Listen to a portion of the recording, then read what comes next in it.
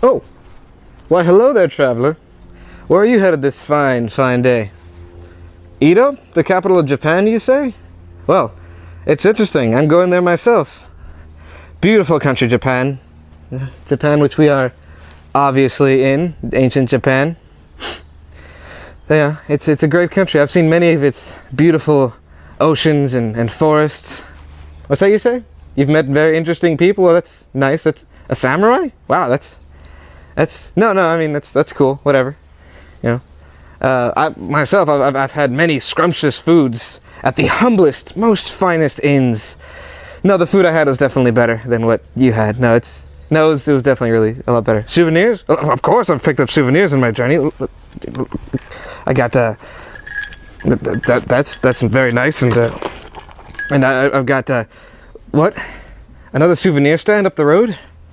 No. After you clearly need to add some more souvenirs to your decent collection. No, after you. You won't get there before me, you bastard!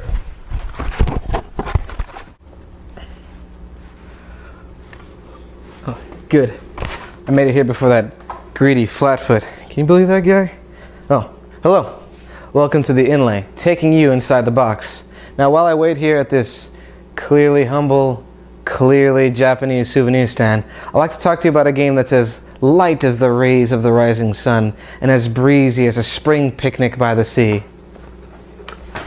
Tokaido. Now, this is the latest game from Antoine Bauza, who is the designer behind the very popular game Seven Wonders. And like Seven Wonders, this game has a thick veneer of pleasantry that, if peeled back, reveals one or two more teeth than you might expect. Now, Tokaido is about walking down a road. The Tokaido Road in Japan, in fact, which was a very important trade road during the Edo period. And each player is a traveler, just trying to get to the end of that road while having the most pleasant and fulfilling experience possible.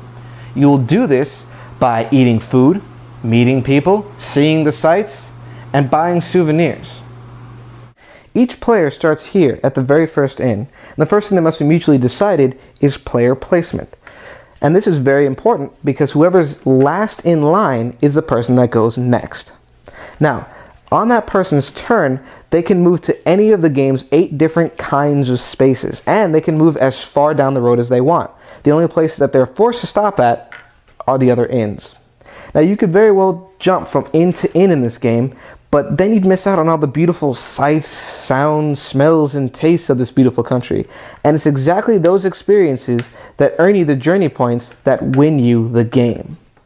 The first kind of spot you can stop on is this, the village, where you can buy these souvenirs. Now, you score points based on sets of the 4 different types of souvenir cards that there are. The first card in every set that you get will get you 1 point. If you get another card of a different type, it gets you 3. The third will get you 5. And the fourth will get you 7. Now, if you ever buy another souvenir of the same type as one you already have, it starts a new set so you can earn even more points.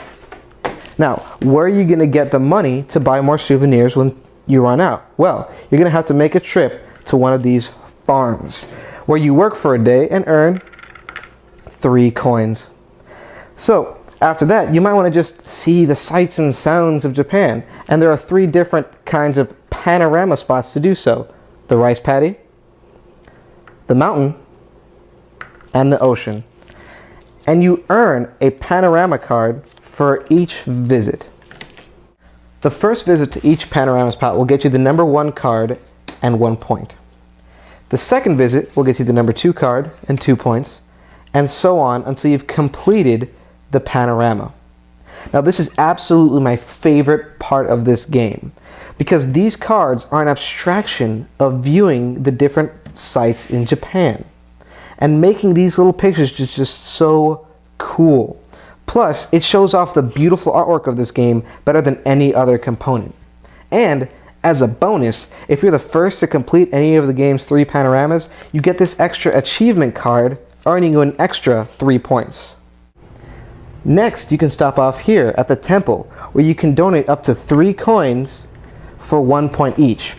In addition, the person who is most generous over the course of the game will get a possibly game-winning 10 extra points, with the second most generous getting you 7, the third 4, and the fourth 2, with those stingy players that didn't donate anything getting no extra points.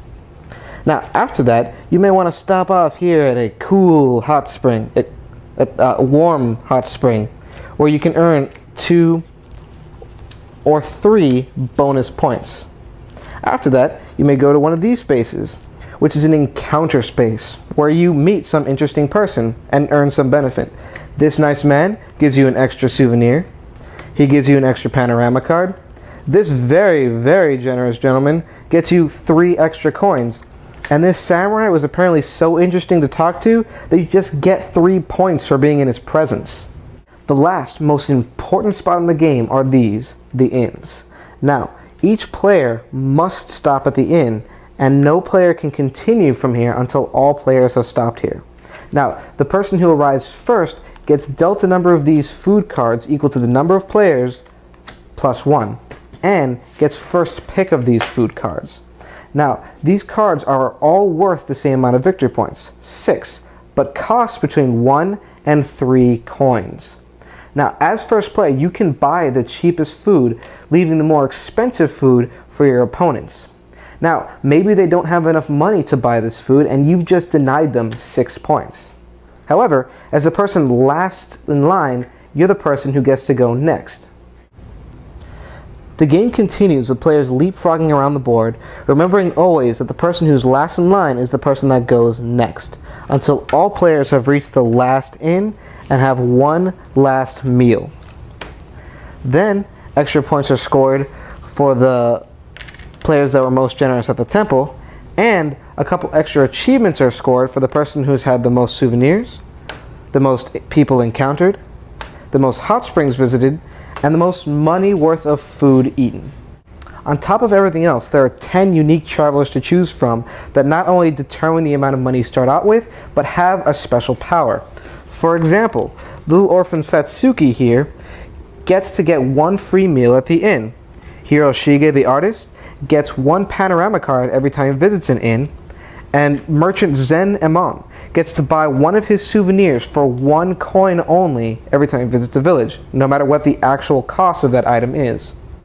Now, this game has sparked a little bit of argument over at Board Game Geek, in particular people claiming it has no strategy whatsoever, that you could just go from one space to the other. And in fact, you can do that. You can play without thinking, and you won't do too badly. You'll still be pretty close in the standings. But the person that does think strategically, that does think about where he wants to go, will win. He will win every single time. In fact, a gentleman by the name of Tommaso Franco, I apologize if I pronounced your name incorrectly, did an experiment where he played against 2 AI players. Now, the AI players went through the game formulaically, just going to the next space, while he played strategically, thinking about where he was going to go. He won, of course, and his experiment has sparked a good bit of interesting conversation. And if you'd like to check that out, I'll leave a link to the forum below. So this game keeps all of its players close, which adds a very slight twinge of tension while keeping the rest of the game as friendly as possible. It's almost like the Nice Olympics, if there was such a thing, with events like letting others go first and being humble, while at the same time you never forget that it's a competition. You'll walk right up to your competitor's face and say, "Good luck out there. I think you got a good chance of winning. In fact, I might even let you win. How's that for being nice? You don't even come close to being niceness. I will destroy you and then help pick up the pieces. I will..." Okay, maybe that was a little bit much, but you get my point. This game may not be as competitive as many others, but it still gives you the opportunity to think about what you're going to do next and try to suss out what your opponents are doing so that you can deny them that crucial trip to the farm or that last panorama card. No, it's not chess, but neither is it devoid of strategy altogether. And it's because of that very light competition that it has that it makes it so fun to play with your friends. So I really highly recommend this game. If it doesn't seem like your kind of game, if it doesn't seem to have the crunch you're looking for, then at the very least, I suggest that you try it. Hell, if you're near Miami, you can come over to my house and play. Before I go, I'd like to mention the very, very nice inlay you get with this box. It keeps everything nice, organized, and separated. The card trenches here are a little bit shallower than I'd like. The cards tend to slip out of them by themselves, but a couple rubber bands fixes that right up. Until next time, this has been The Inlay. And be sure to check out my other video reviews here on YouTube, as well as my written reviews and articles over at istcomics.com/theinlay. And while you're there, check out Generation. It's a webcomic about superheroes, pregnancy, and revenge. It's pretty good. Thank you so much for watching.